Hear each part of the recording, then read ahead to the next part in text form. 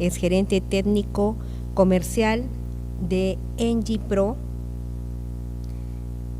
Ingenieros, con una destacada trayectoria en seguridad industrial y sostenibilidad, miembro de la NFPA y perito certificado en siniestros. Combina su experiencia técnica y gerencial para liderar proyectos de alto impacto en eficiencia energética, medio ambiente y seguridad industrial, consolidándose como un referente en el sector. Con ustedes, el ingeniero químico Pedro Jara. Aplausos, por favor. A ver, esperamos un momentito.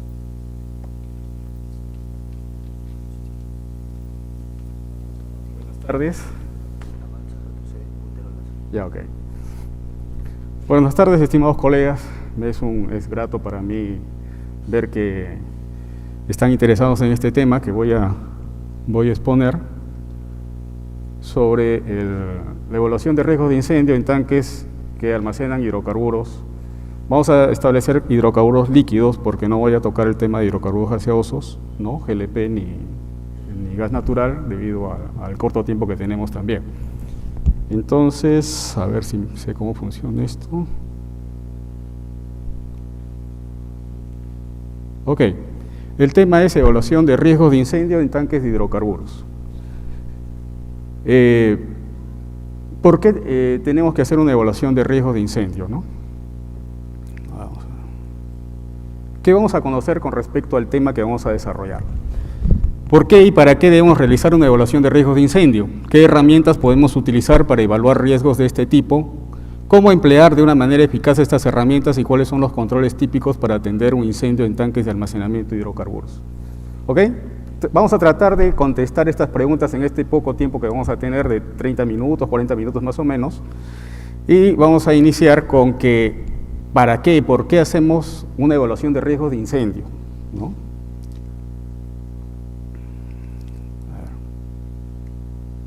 ¿Vamos o no?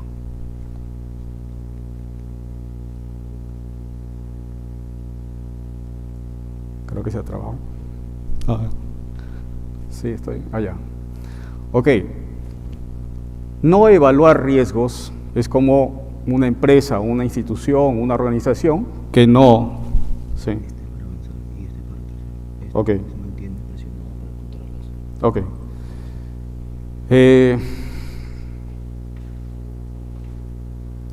Es como una organización que no evalúa riesgos, es como tener a una persona que transita por una calle sin ver, sin tener ningún conocimiento de lo que puede pasar. Evaluar riesgos para nosotros es más bien conocer, ¿no? Identificar los peligros, conocer los riesgos que están asociados a este peligro y, lógicamente, determinar las medidas de control. La evaluación de riesgos comprende estos tres aspectos y vamos a ver más adelante cómo se diferencia el análisis de riesgo de incendio y del estudio de riesgos que nos pide muchas veces una institución. ¿Ok? Vamos a ver. ¿Por qué evaluamos riesgos? ¿Cuál es el objetivo de evaluar riesgos? Muchos de acá seguramente que comprenden el tema de seguridad dirán, bueno, para evitar pérdidas humanas, para evitar pérdidas materiales, para quizás evitar contaminación ambiental, ¿no? Pero desde el punto de vista de una organización, de una empresa, el objetivo es mantener la rentabilidad del negocio. O sea, yo, como empresario, necesito evaluar mis riesgos para poder mantener mi rentabilidad. Si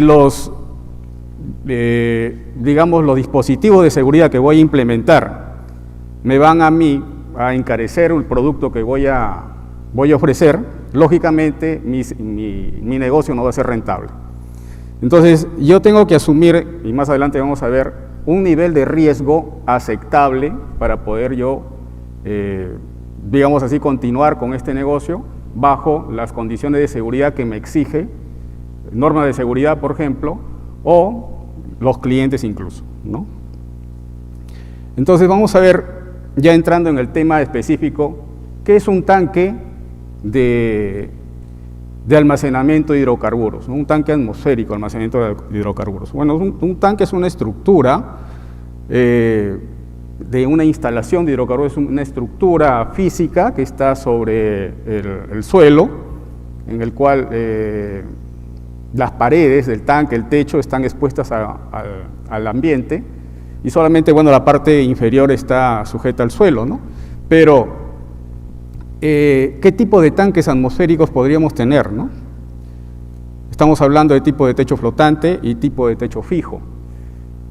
En estos tanques de almacenamiento hay la posibilidad de que se genere una serie de eventos, especialmente incendio.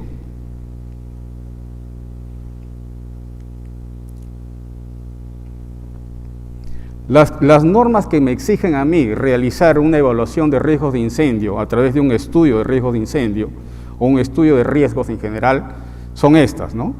La del almacenamiento de hidrocarburos, la de seguridad en las actividades de hidrocarburos. ¿Y quiénes son los que aprueban este tipo de estudios, este tipo de evaluaciones? Bueno, es la institución que conocemos como SINERMIN, ¿no?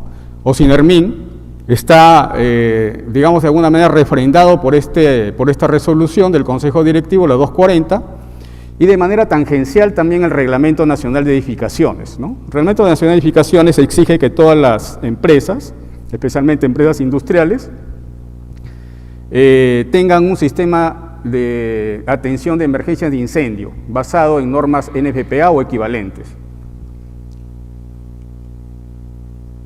¿Cuáles son las herramientas técnicas? No estoy hablando de metodología, sino las herramientas técnicas que más me pueden ayudar en la evaluación de riesgos de este tipo. Tenemos la práctica recomendada de la NFPA 497, que lo que va a hacer es clasificar las áreas, ¿no?, de riesgo en áreas de almacenamiento de hidrocarburos. También puedo contar con la guía de evaluación de riesgos de incendio, que en general lo que me va a determinar esta guía es cuáles métodos podría emplear para evaluar un riesgo de incendio. La NFPA no es en realidad una metodología para poder realizar una evaluación de riesgos, sino me da una guía de qué podría utilizar para la evaluación de estos riesgos. ¿Ok? Luego tenemos también la API 581, que es inspección basada en riesgos, que ya es un poquito más específica en cuanto a qué es lo que debo evaluar en los tanques, ¿no?, para que tener en cuenta este tipo de eventos como riesgos de incendio, riesgos de explosión, derrame, fuga, etc. Y por último también está la API RP500, que es una práctica recomendada que también es muy similar a la NFPA 497.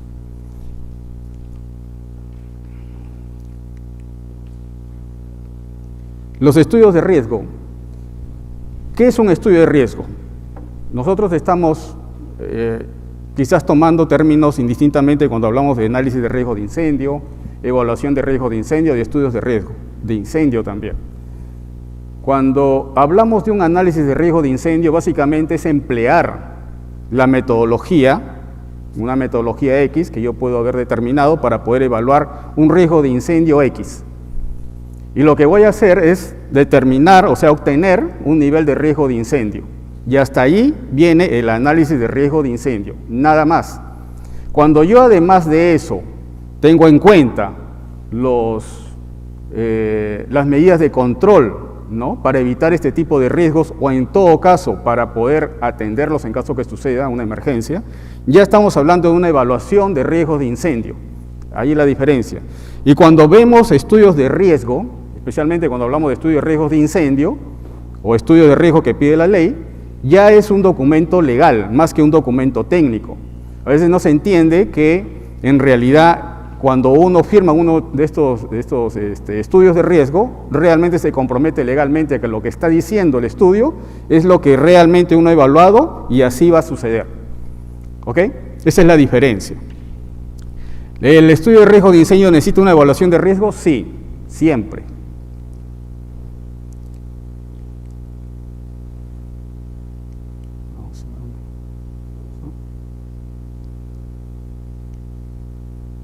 Ese traba parece.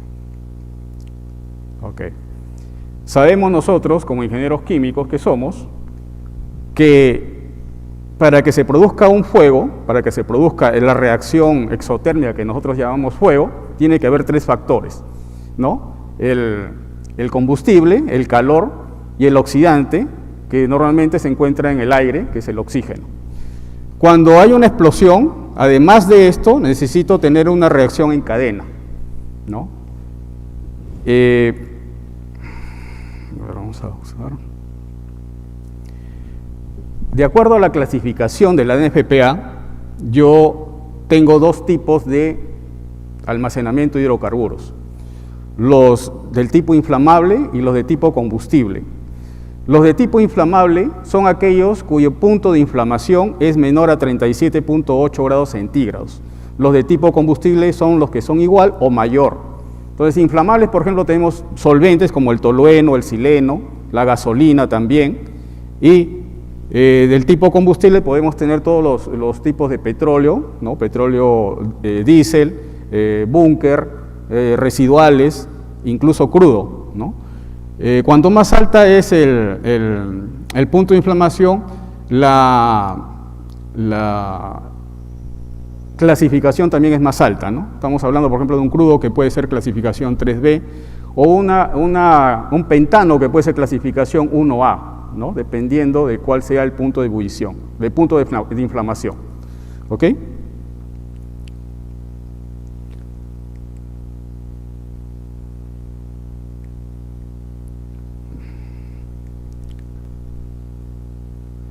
Probabilidades de ignición. ¿Cuáles son los factores que principalmente inciden en una probabilidad de ignición? Uno de ellos es las características físico-químicas del producto, ¿no? Su punto de ebullición, su punto de inflamación, su tasa de evaporación, su cantidad, su posibilidad de mezcla con el aire para formar una mezcla inflamable o explosiva, las condiciones ambientales como temperatura y humedad relativa que me van a servir principalmente para ver modelos de dispersión de cómo en caso de que existiese un incendio, los productos del incendio se van a poder dispersar a través de una área específica, ¿no? Condiciones de mantenimiento, adecuados instrumentos, equipos, tuberías, tipo de ventilación del lugar o área y tareas de operación que realiza el personal, en las tareas, por ejemplo, de mantenimiento, inspección, tareas de llenado de tanque. Tipos de incendio. Vamos a comenzar con el más sencillo de ellos, que es el pool fire, que también le conocemos como incendio de charco. Este incendio puede estar contenido dentro de un área estanca o puede no estar contenido. Normalmente son amagos de incendio más que incendios propiamente dichos, ¿no? Porque al producirse, y generalmente se producen durante el trasvase del combustible de una cisterna hacia el tanque por una mala conexión, al producirse se puede, digamos, extinguir fácilmente, ¿no? Acá estamos viendo cómo lo están extinguiendo en cuestiones de segundos, y lo que sucede es que no es exactamente un incendio, sino un amago de incendio, que nosotros llamamos, ¿no? Ya un tipo de incendio mucho más peligroso es lo que nosotros conocemos como bleve. En muchas películas se ve esto, cómo explota, ¿no? un tanque, o cómo en una gasolinera se ve que explota y se produce un bleve. Un bleve básicamente no es producto exactamente del que el tanque se esté incendiando, es producto de que el tanque está sujeto a calor o fuego de manera directa muchas veces, y la presión dentro del tanque aumenta a tal punto que se rompe y se fractura, o sea, se produce una ruptura del tanque y emite pues el famoso bleve, ¿no? Más adelante vamos a ver cuáles son las fases de este bleve. Otro fenómeno importante es el boilover, que es muy frecuente cuando hay incendios en tanques que son de combustibles pesados, ¿no? Petróleo pesado. No así en tanques que son de solventes o, digamos, mucho más livianos. Entonces, cuando más pesado sea el combustible, más posibilidades de boilover voy a tener. Y más adelante también vamos a explicar en qué consiste ese fenómeno, ¿no? Y por último están los fenómenos de rebosamiento superficial, que básicamente es espumamiento, que dependiendo si el espumamiento es violento, vamos a hablar de un slope over, o si es un rebosamiento, digamos, más suave pero frecuente, vamos a hablar de un float over, ¿no?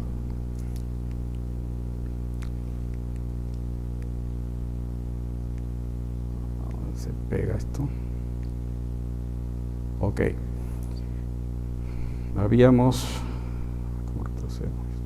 Habíamos hablado del tipo de incendio del boilover. ¿Cómo se produce este fenómeno? Ustedes saben que cuando tenemos el crudo que sale de un pozo, va a unos tanques que se llaman tanques de decantación, que están por un tiempo almacenados en este tipo de tanques para poder separar el petróleo del agua, ¿no? Cuando se produce un incendio de este tipo de tanques, lo que va a suceder es que el fuego, el calor, se va a transmitir hacia esta agua que está depositada en el fondo. Y esta agua va a entrar en ebullición. La ebullición va a ser tan violenta que lo que va a producir precisamente es el desborde, ¿no?, del combustible, conjuntamente con el agua que está en ebullición, el desborde por el tanque, y el incendio ya no es un incendio focalizado en un tanque, sino más bien es un incendio que se va a distribuir alrededor del área, llegando a ser mucho más difícil de contener. ¿Ok? ¿Cómo puedo determinar si existe la posibilidad de boilover? Acá tenemos una ecuación que ya habla sobre la propensión de boilover de un combustible. No está hablando de que si este combustible está almacenado en un tanque determinado, sino que existe ya una, una propensión a que se produzca un boilover simplemente por las características del combustible. ¿Ok? Para ello necesitamos saber la temperatura de ebullición del combustible y la viscosidad cinemática. Si el PBO es, su valor es muy alto, estamos hablando también de un nivel de riesgo de boilover alto, ¿no? En el caso, por ejemplo, del diésel, sus niveles de boilover son muy bajos. En realidad están más o menos alrededor de 1, ¿no?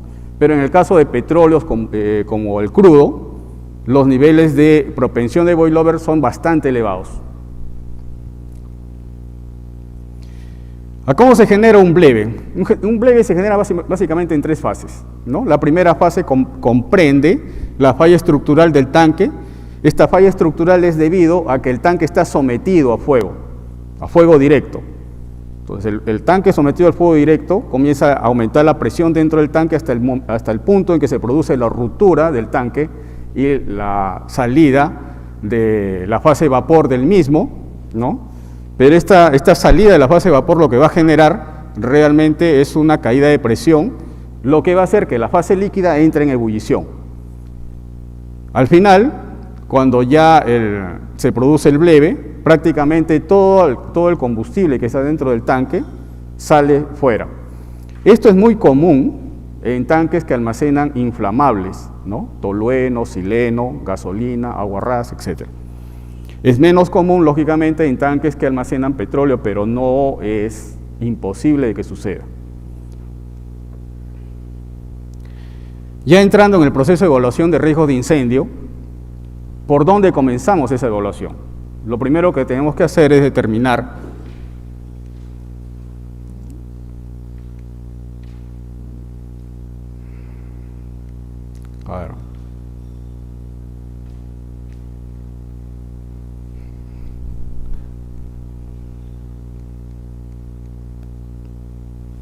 estoy presionando, ¿no? Parece que no da. Sí, pero estoy apretando. Mira. Es que está como... Aquí tiene animaciones. Sí, pues. Ok. Lo primero que tengo que hacer es identificar los escenarios de riesgo de incendio. Los escenarios de riesgo de incendio son los que hemos visto.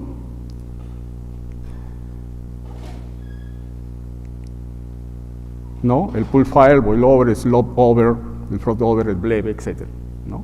¿Qué voy a hacer con cada uno de ellos? Lo que voy a determinar es la estimación de la probabilidad y la estimación de severidad. ¿Con qué fin? Con el fin de determinar el cálculo de riesgo. ¿Qué hago con ese valor? ¿Qué hago con ese valor de cálculo de riesgo que obtuve de incendio? ¿Qué me dice? ¿Qué me indica? ¿Es bueno, malo? ¿Está bien? Tengo que compararlo con algo. y ese algo es el riesgo aceptable o tolerable para la organización. ¿Ok? ¿Qué tanto yo voy a asumir este riesgo y qué tanto voy a trasladar este riesgo quizás a una aseguradora? Es más, también tengo que ver si existe el riesgo aceptable o tolerable desde el punto de vista social, como hay en algunos países, ¿no? En Inglaterra, en Estados Unidos, en Australia. No tenemos acá en el Perú. Pero si ese riesgo es aceptable, ya estamos indicando de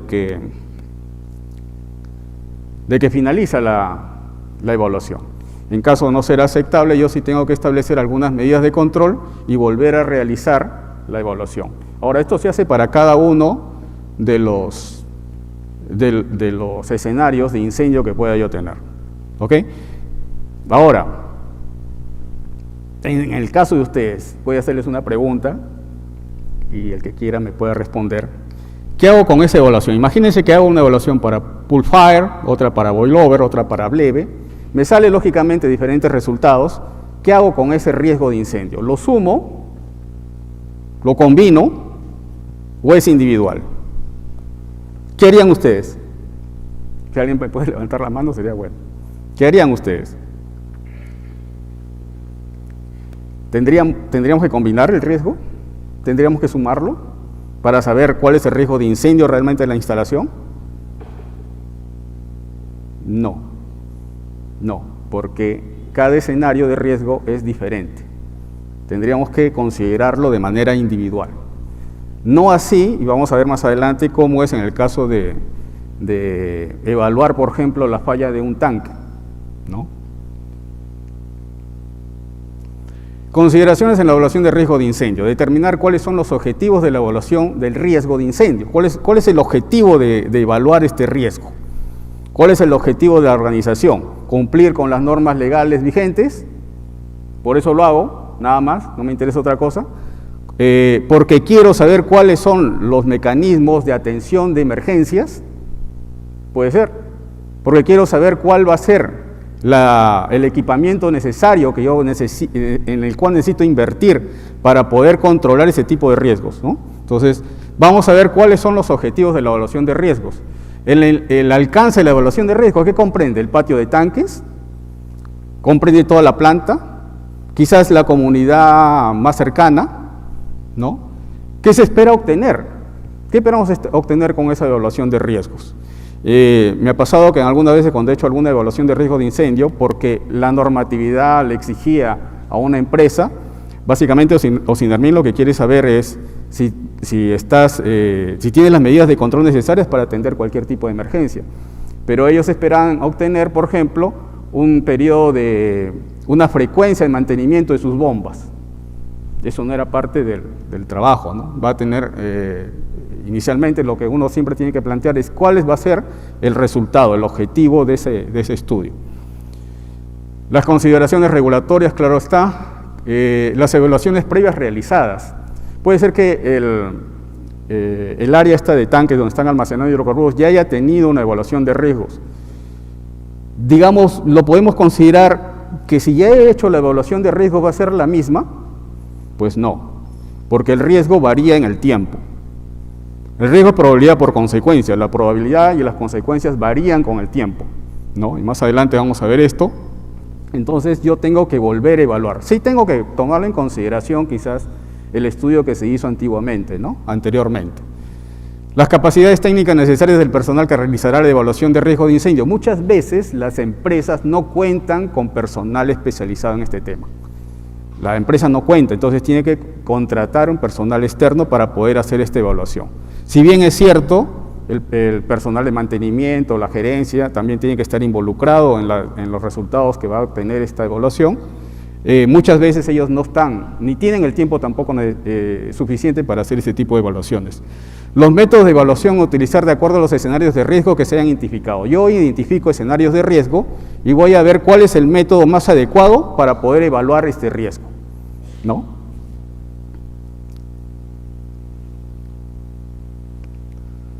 Todo comienza, cuando tenemos una instalación de tanques de hidrocarburos, todo comienza con la inspección, ¿no? Pero ¿qué vamos a tener en cuenta en la inspección? A menos, bueno, que sea un proyecto, ¿no? En este caso sí tendríamos que tener todas las consideraciones del proyecto. Pero normalmente cuando ya son instalaciones establecidas, ¿no? Ya hay tanques físicamente, ya hay bombas físicamente, hay tuberías físicamente. ¿Qué es lo que tengo que tomar en cuenta? Primero, verificar el cumplimiento de las normas de diseño y fabricación del tanque, así como sus conexiones y accesorios, ¿no? Hay una serie de normas que los tanques atmosféricos deben cumplir. Yo tengo que verificar si eso precisamente, ese tanque ha sido fabricado de acuerdo a esas normas, ¿no? Si los sistemas de venteo son correctos, si existe un manhole, ¿no?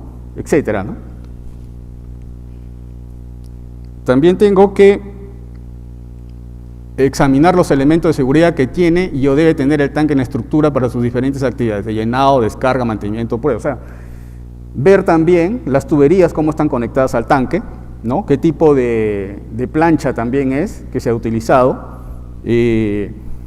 si el llenado del tanque, cómo se realiza, porque muchas veces la gente piensa que el llenado puede ser una tubería que llega al tanque y simplemente comienza a llenar desde la parte superior, y no es así, ¿no? Entonces la norma nos dice que ese llenado tiene que llegar hasta más o menos 10 centímetros de la parte del fondo del tanque, con el fin de evitar turbulencia y con el fin de evitar también riesgos. ¿Ok? Elementos de seguridad de contención, área estanque, sistema de drenaje pluvial, trampas de recuperación de combustible, aunque acá no se utiliza mucho eso, excepto en las refinerías, ¿no? Elementos de medición de control de flujo, nivel, presión, sistemas de inertización, especialmente cuando se trata de productos inflamables, ¿no? Más adelante, si podemos, ojalá podamos ver un video de un accidente que hubo precisamente con el almacenamiento de productos inflamables en tanques. Equipos de control de emergencia, sistema de detección y alarma de incendios, red de agua contra incendios, sistema de inyección de espuma. El tanque necesita un sistema de inyección de espuma. Muchas veces pensamos que porque es un tanque de combustible, necesitamos tener una inyección de espuma a través de cámara de espuma. Pero eso no es del todo cierto. De hecho, la NFPA establece para diámetros de 9 a más de tanque. Por debajo de eso no se necesita una cámara de inyección de espuma, ¿no? Y también nos establece el número de cámaras que debe tener alrededor. Lugares y ambientes donde se encuentran ubicados y clasificación de áreas y las condiciones ambientales, ¿no? No es lo mismo tener un tanque que está rodeado por una serie de áreas, por ejemplo, un área administrativa, un área de producción, que tener un tanque aislado, ¿no? Hay plantas que tienen el tanque bastante aislado, entonces en caso de un incendio, en caso de una explosión del mismo tanque, no afectaría las otras instalaciones, ¿no? Todo eso también tenemos que tomar en cuenta. Entonces, estos 7 puntos son los básicos que tenemos que tomar en cuenta durante una inspección. Adicionalmente, claro, depende del criterio también del evaluador, podrá tomar otros puntos en consideración. Esto es lo que les decía, ¿no? El principio de superposición para el cálculo de riesgo, ¿no?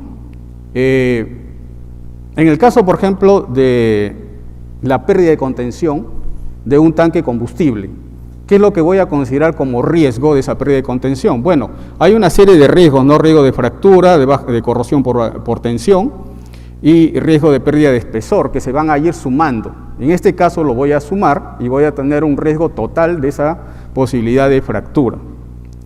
Ahora, como están viendo, el riesgo aumenta conforme pasa el tiempo, ¿no? No es un valor estático, sino más bien un valor que cambia con el tiempo.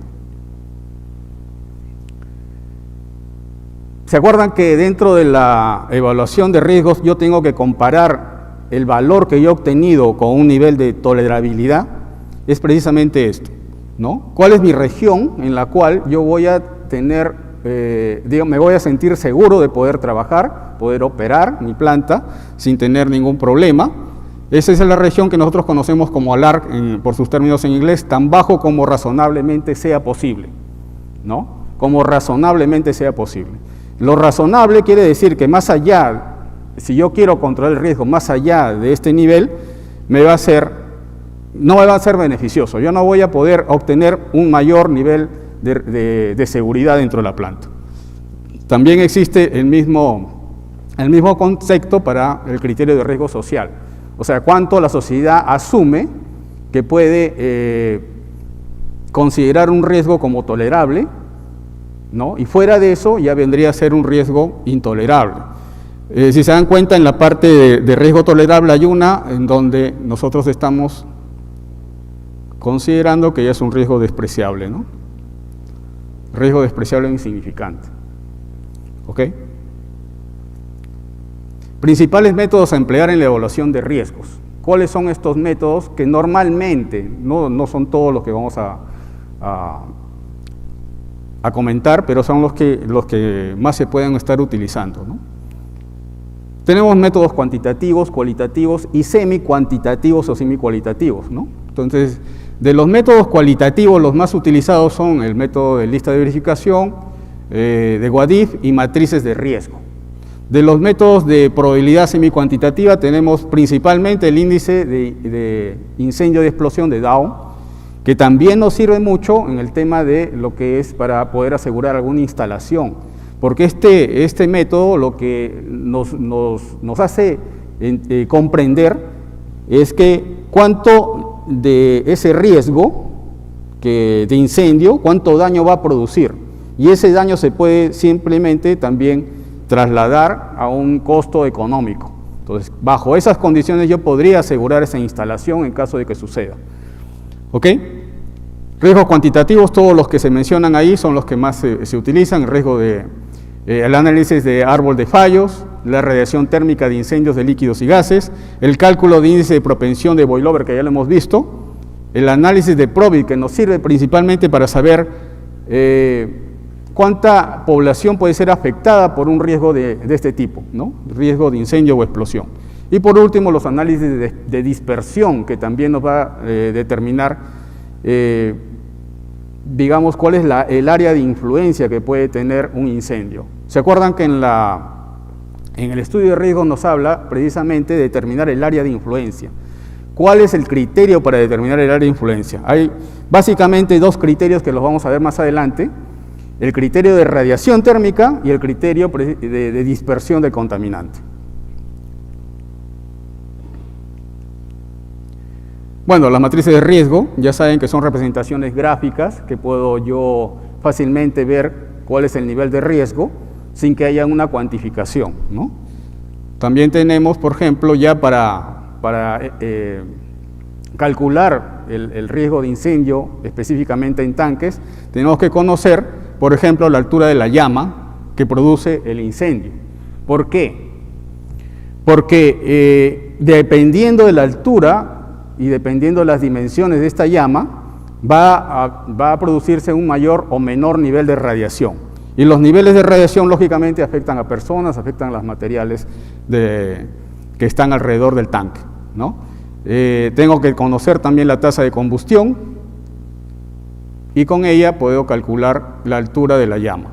Ahora, un error bastante frecuente que he visto en muchas personas que hacen este tipo de evaluaciones, que lo hacen a veces con software, es que no consideran la altura de la llama, pero en el piso, o sea, el ras del piso, al nivel del piso. Y eso no es así, porque tenemos que considerar la altura del tanque. Y de ahí vemos cuál es la verdadera altura que alcanza la llama. ¿Ok? Me dejo entender. Por ejemplo, si yo digo la altura de la llama es 10 metros y lo considero desde el nivel del piso, el área de radiación va a ser mucho menor. Pero si lo considero además la altura del tanque y sobre ella la altura de la llama, el área de radiación va a ser mayor. Entonces, por eso es importante tener en cuenta esto. ¿Qué más? Necesito también conocer la intensidad de irradiación a una distancia determinada. Esta es una de las fórmulas que podemos utilizar para precisamente saber cuánta irradiación llega a una persona y si esa población, esa cantidad de personas que están ubicadas a X distancia van a poder resistir dicha radiación, ¿no? Acá tenemos también algunos productos, ahí vemos que en todo caso, el incendio que puede provocar estos productos, todos sobrepasan el nivel que puede resistir una persona, ¿no? Una persona puede resistir de 4 a 5 kilowatts por metro cuadrado máximo. Como ustedes han ido a la playa, ustedes han ido un día de descanso, han ido a la playa y han estado quizás todo el día soleándose, ese día solamente han recibido realmente 1 kilowatt por metro cuadrado y sin embargo les ha producido ciertas quemaduras, ¿no? que pueden llegar a quemaduras de primer grado, ¿no? El cálculo de Bleve. ¿Se acuerdan que hemos hablado sobre este fenómeno de Bleve? El Bleve produce una bola de fuego. La bola de fuego también tiene un nivel de radiación, dependiendo qué tan alta se genere, ¿no? La altura el diámetro de la bola del fuego, la altura de la bola de fuego, la masa de combustible que se va a convertir en esta bola, y la irradiación que también tiene de acuerdo a la altura a la cual se produce y el tiempo que demora este fenómeno para que se produzca, ¿no? Cuanto más tiempo, más lógicamente más afectación va a haber. Para estimar la población afectada, nosotros utilizamos normalmente los índices de Probit, ¿no? Que son ecuaciones en las cuales podemos determinar cuántas quemaduras mortales pueden haber, cuántas quemaduras de segundo grado, cuántas de primer grado.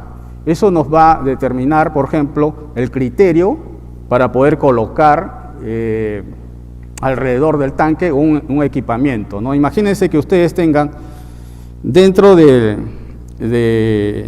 área de incendio, más adelante vamos a ver una figura sobre eso, pero a 2 metros o 3 metros vamos a obtener el 100% de muertes, ¿no? 100% de muertes. Entonces alguien viene y coloca un gabinete de extinción a 2 metros del tanque. De hecho, yo he visto en algunas instalaciones que ha pasado eso. Prácticamente a la salida nada más del área estanca encuentras un gabinete y cuando haces la evaluación de ese gabinete nunca lo van a poder utilizar. ¿Por qué? Porque la radiación es tan alta que no va a poderse utilizar, ¿no? Ni siquiera a veces los bomberos lo pueden hacer con la ropa que tienen de protección. El otro método que normalmente también se utiliza bastante es el índice de fuego de explosión de Dow, ¿no? Lo que trata es determinar cuál es el daño que puede generar un evento de este tipo y cuál podría ser el área de exposición. Dentro del área de exposición puede ser que hayan elementos como infraestructura, ¿no? Edificios, puede ser que hayan otros equipos y en caso de un incendio tengo que considerar también el valor de su daño. Por eso le decía que esta evaluación mucho me ayuda, por ejemplo, para poder determinar cuánto va a ser la cuantificación de ese daño para poder colocarlo dentro de una póliza de seguros de riesgo de incendio, ¿no?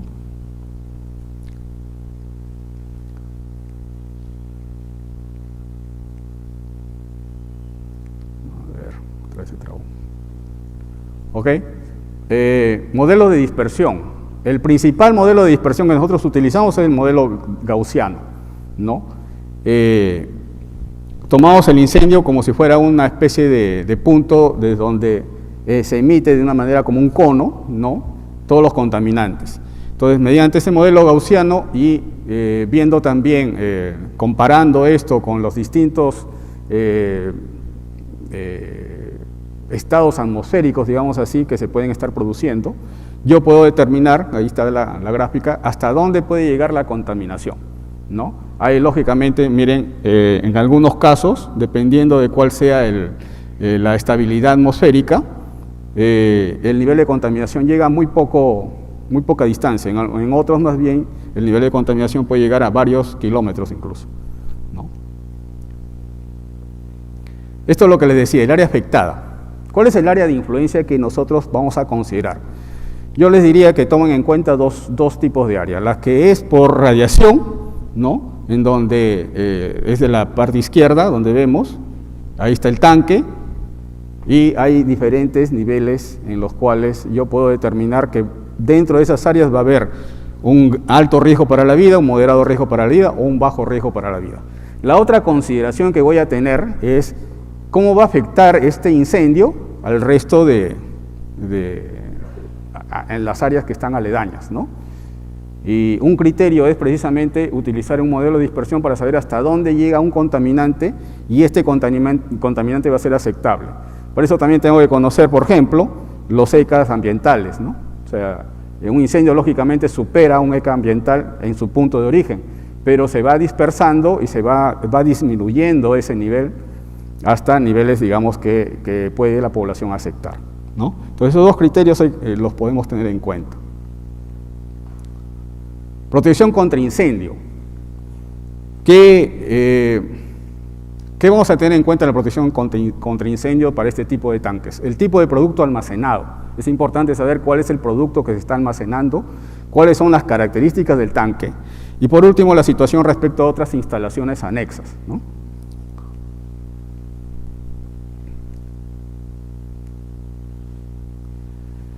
Normalmente nosotros utilizamos espuma para poder atender un incendio porque la espuma nos aísla y enfría también el incendio, ¿no? Acá tienen algunos, una tabla que nos da de qué tipo de inyección de espuma podríamos tener para tanques que almacenan líquidos inflamables como líquidos combustibles. Propiedades de algunas espumas, ¿no? Y por último, dentro de la seguridad de procesos, dentro de los pilares tengo también lo que es el entendimiento de peligros y riesgos y principalmente identificación de peligros y análisis de riesgo, que están relacionados principalmente con eventos de este tipo, ¿no? Incendio, explosión, eventos mayores. Bueno, gracias por haberme escuchado. Si tienen alguna pregunta. Gracias, ingeniero Pedro Jara. Invitamos a la ingeniera Gisela Paz Olivera, presidenta electa del capítulo Ingeniería Química. Realmente nos quedan cortos los 40 minutos para poder exponer una gran conferencia técnica especializada en este